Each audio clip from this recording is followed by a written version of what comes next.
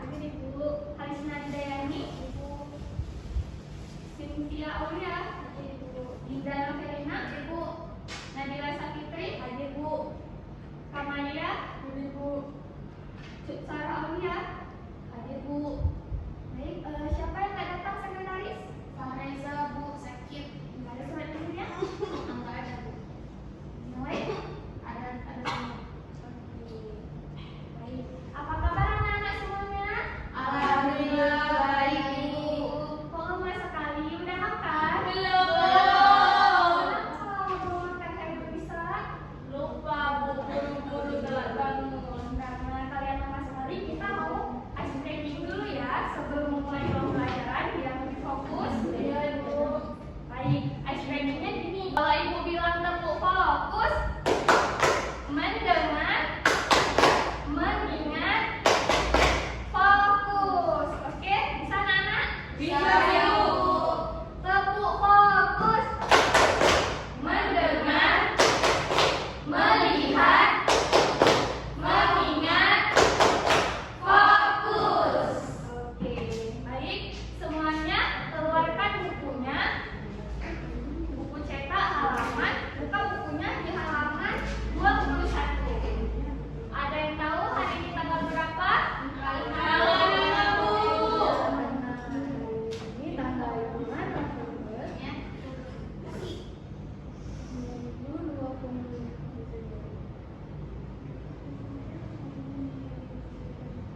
Baik anak-anak. Ada yang masih ingat minggu lalu kita belajar apa? Ada, Bu. Apa itu Suci? Perairan darat. Iya, perairan darat. Pada minggu lalu kita telah mempelajari perairan darat. Ada yang tahu? Ada yang masih ingat contoh-contohnya apa saja? Coba sebutkan dari Harisna. Contoh perairan darat. Ya, Wandi. Kemudian Ica, apa perairan darat? Danau. Iya. Bilvi? Perairan bawah tanah, air tanah. Iya, benar. Jadi, yang kalian sebutkan tadi itu merupakan contoh dari perairan darat. Nah, kemudian di daerah siapa yang di sini pernah ke Matai? Atau rumahnya dekat Matai? Siapa? Saya. Ada. Matai itu termasuk perairan apa ya? Perairan darat. Iya, benar. Nah, karena kalian sudah mempelajari pada minggu lalu perairan darat, seperti yang udah Ibu tugaskan kepada kalian untuk membaca. Jadi pada hari ini kita akan belajar apa? Perairan laut. Iya. Pada hari ini kita akan mempelajari tentang perairan laut.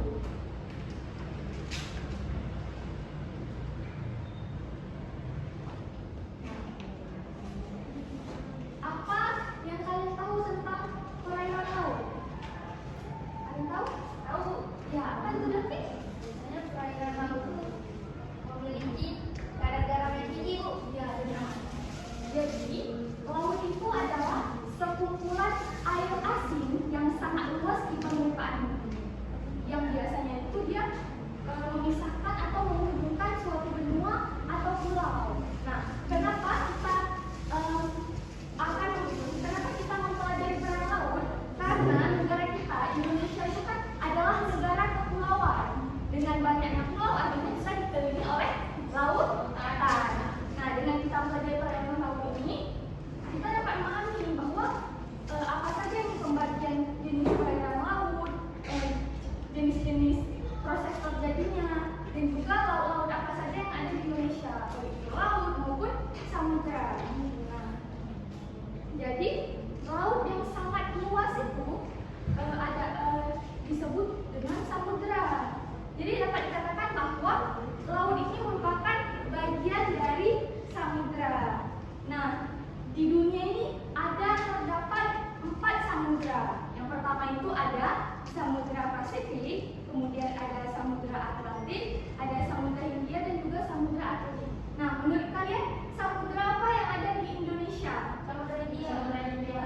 Kemudian samudra apa satu lagi? Samudra Pasifik. Iya, benar.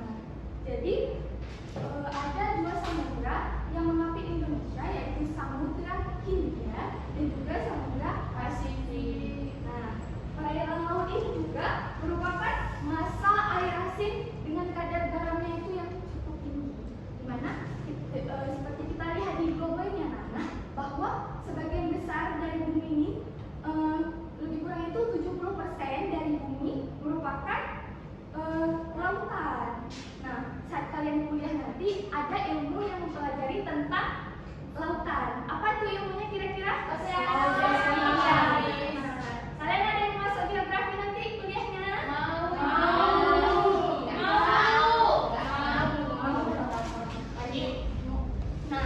dalam perairan laut ini kita ada yang namanya mempelajari tentang klasifikasi laut.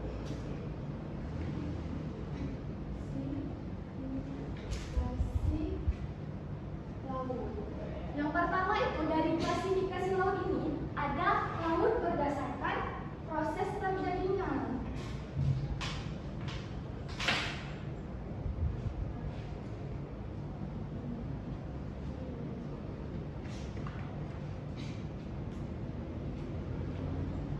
Nah, di dalam pembagian laut berdasarkan proses terjadinya ini, laut itu terbagi oleh 3.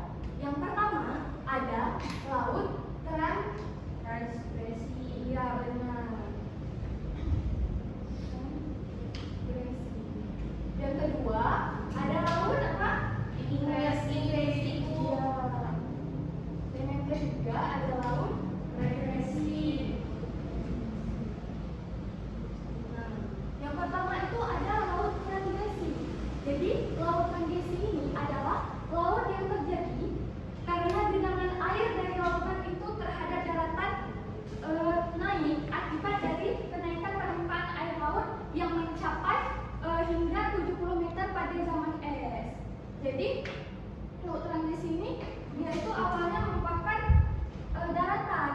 Daratan ini tergenang oleh air akibat dari kenaikan air laut pada zaman es. Nah, contohnya itu ada di Indonesia, anak-anak. Nah, seperti kalian lihat di peta ini bahwa laut transgresi itu ada dia merupakan laut dangkal. Contohnya itu ada Laut Jawa.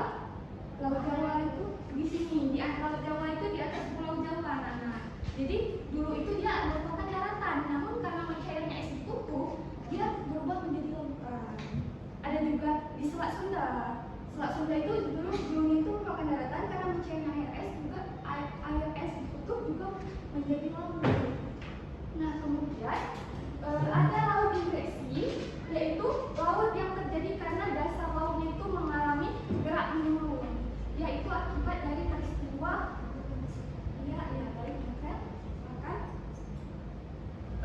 jadi mulainya dari laut ingresi tadi. Laut ingresi ini merupakan laut yang terjadi karena dasar laut itu mengalami gerak menurun, yaitu dapat berupa palung laut atau lubuk laut. Ya, ini termasuk jenis laut dalam. Contohnya itu di Indonesia itu ada di Laut Banda dan juga Laut Flores. Kalian ada yang tahu di mana Laut Banda dan Laut Flores? Tahu? Ya, benar. Kemudian yang ketiga ada laut regresi, di mana laut regresi ini merupakan laut yang menyempit pada zaman es karena terjadinya penurunan permukaan air laut. Nah, di Indonesia ini ada 2 jenis laut regresi. Kalian pernah dengar nggak istilah dangkalan Sunda dan dangkalan Sahur? Nah, benar. Jadi dangkalan Sunda ini merupakan laut yang menyempit pada zaman es, di mana dangkalan Sunda ini merupakan bagian dari benua Asia yang dia itu menjadi laut. Dan juga dangkalan Sahur itu dia merupakan bagian dari wilayah Papua dan juga Australia. Kemudian yang kedua ada laut berdasarkan letaknya. Nah, laut berdasarkan letaknya ini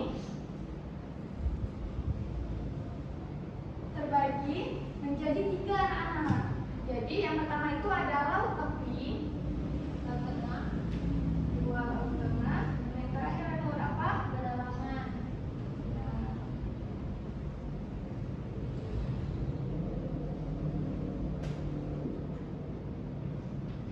Nah, laut tepi yang pertama ada laut tepi.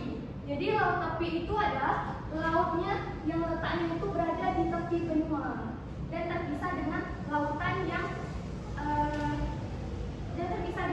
oleh adanya deretan pulau. Nah, di peta ini contohnya itu ada di Laut Jepang dan juga Laut Cina Selatan, di mana lautnya itu berada di tepi benua. Contohnya di Laut Jepang, yaitu berada di tepi benua Asia, dan juga Laut Cina Selatan contohnya. Di sini ada di atas Indonesia, letaknya di tepi benua.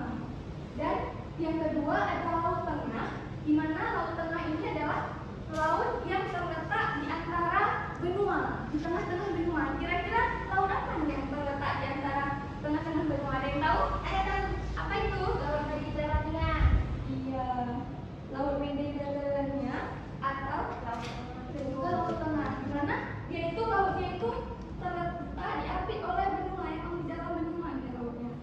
Ada laut tengah dan juga ada juga laut Baltik. Nampak anak? Apa itu? Oke. Dan yang terakhir dari berdasarkan letaknya itu ada laut pedalaman, di mana laut pedalaman ini adalah laut yang terletak di tengah-tengah benua.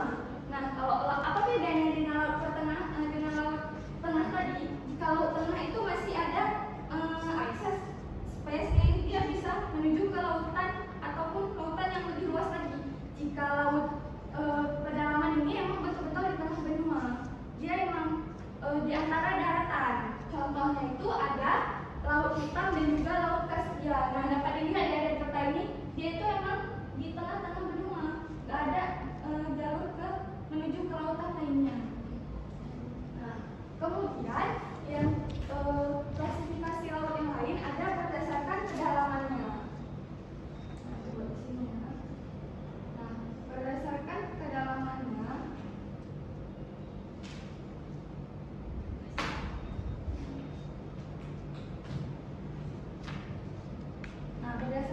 kedalamannya, ini laut ini ada dibagi menjadi beberapa zona. Yang pertama itu ada zona litoral. Yang kedua ada zona neritik. Yang ketiga ada zona batia. Kemudian tahu anak-anak zona apa lagi? Yang keempat ada abisal itu, ya, zona abisal. Dan yang terakhir ada zona hadal. Nah, yang pertama itu ada yang namanya zona litoral, di mana zona litoral ini merupakan wilayah lautnya itu masih di wilayah pesisir, yaitu daerah pantai yang terletak antara garis pasang dan surut. Kemudian yang kedua itu ada zona batia, ada zona neritik, yaitu laut dangkal. Nah, ciri-ciri dari zona neritik ini, yang pertama itu bagian dasar lautnya itu sampai kedalaman 200 meter, dan juga sinar matahari ini masih menembus di daerah ini.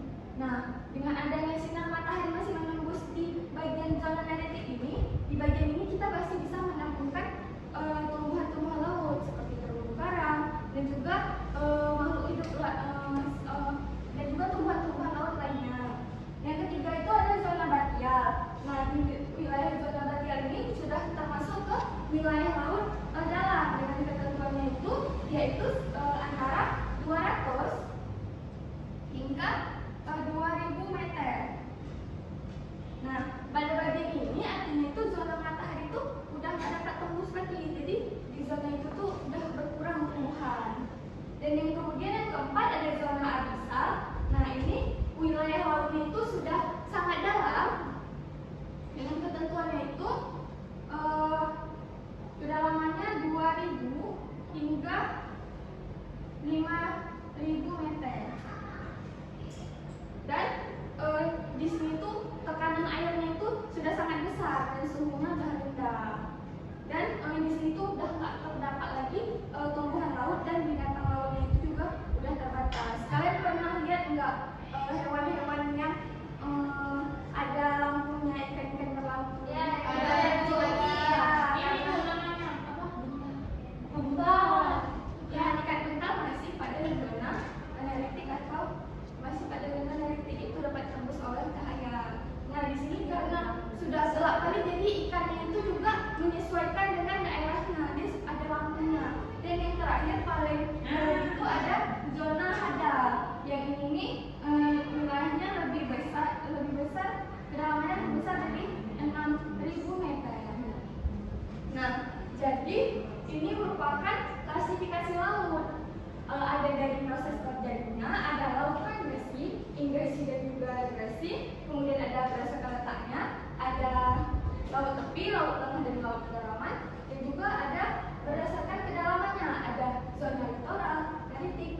lapisan dan juga hadap. Nah, kemudian setelah mempelajari klasifikasi laut, di sini Ibu akan menggambarkan relief dari permukaan laut. Mari anak-anak.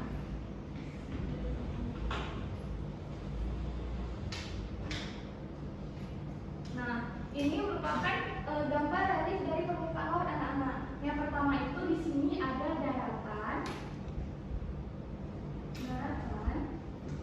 Ini merupakan wilayah batas antara daratan dengan lautan yang disebut dengan pantai. Pantai itu merupakan wilayah batas antara daratan dengan lautan, yang dimana wilayahnya itu merupakan dilihat dari pasang surut air laut. Kemudian di sini ada dangkalan. Nah, dangkalan itu beradanya di sini. Dan juga bagian yang seperti huruf U ini merupakan lubuk laut. Dan juga di sini ada ambang laut. Di sini ada palung laut. Dan di sini ada gunung laut.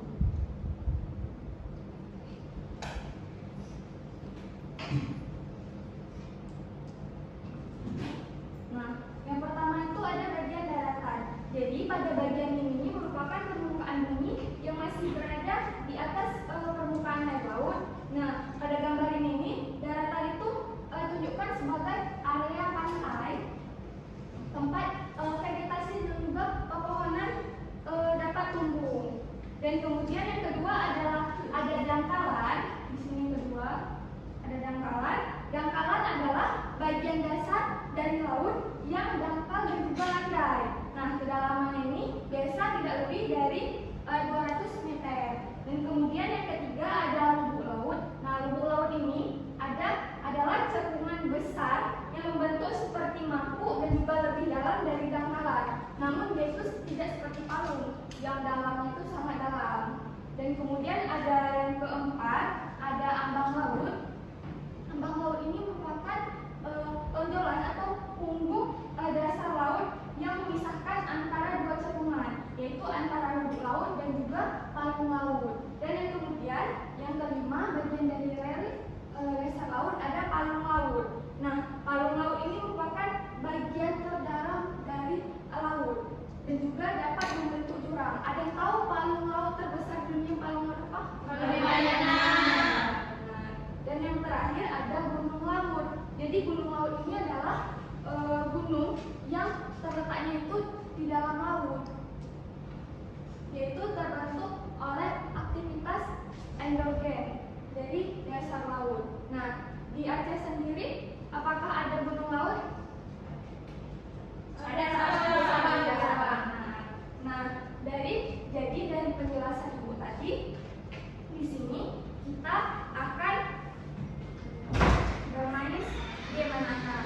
Nah, sebelum bermain game, jadi ini sedikit Ibu hapus dulu ya, soalnya gamenya berkaitan dengan bermain dengan apa yang telah Ibu jelaskan tadi. Nah, sekarang Ibu mau kalian membentuk dua kelompok, kelompok satu di sebelah sini dan kelompok dua di sebelah sini. Boleh digeser kursinya?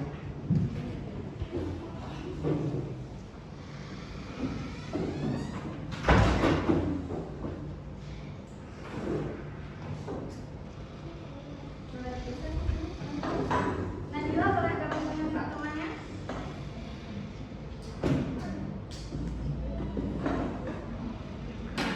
Ini kelompok satu untuk ABD dan ini untuk kelompok dua.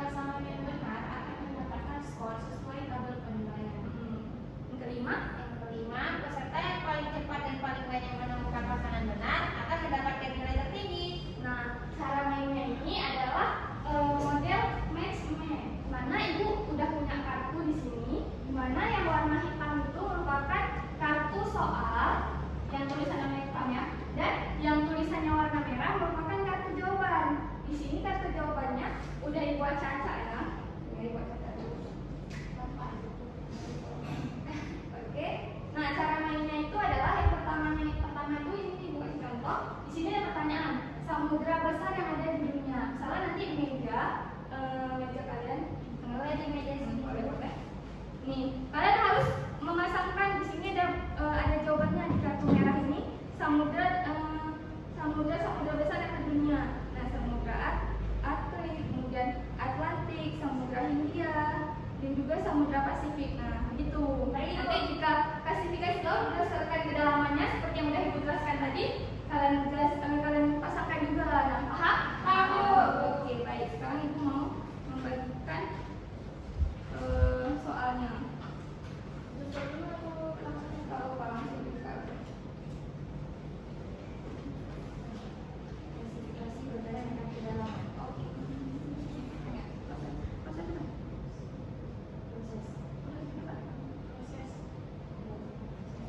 Udah ada 4 semuanya?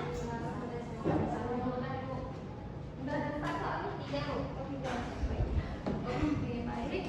Di sini soalnya ini jawabannya kalian karena ini udah dibaca, jadi kalian masing-masing kelompok boleh mengambil ke depan ya jawabannya. Tunggu, udah tunggu. Tunggu ya. Sabar ya, anak. Ya Bu. Yeay.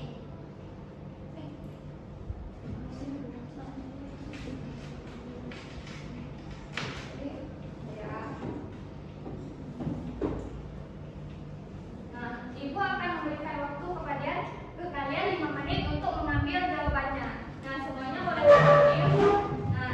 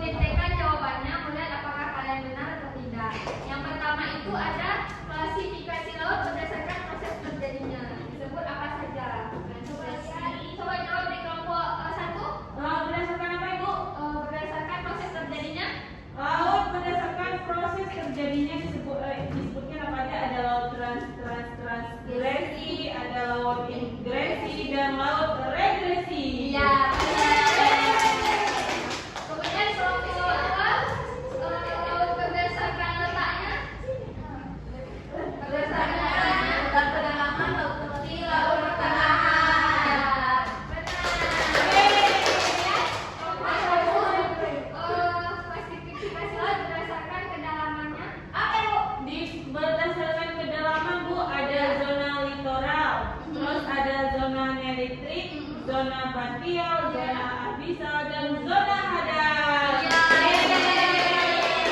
Dan untuk kelompok 2 sebutkan samudra-samudra besar yang ada di dunia. Pasifik, Ada. Atlantik, Hindia, Arktik. Ya, benar. Jadi artinya kalian sudah memahami ya apa yang telah Ibu jelaskan tadi? Sudah. Nah, jadi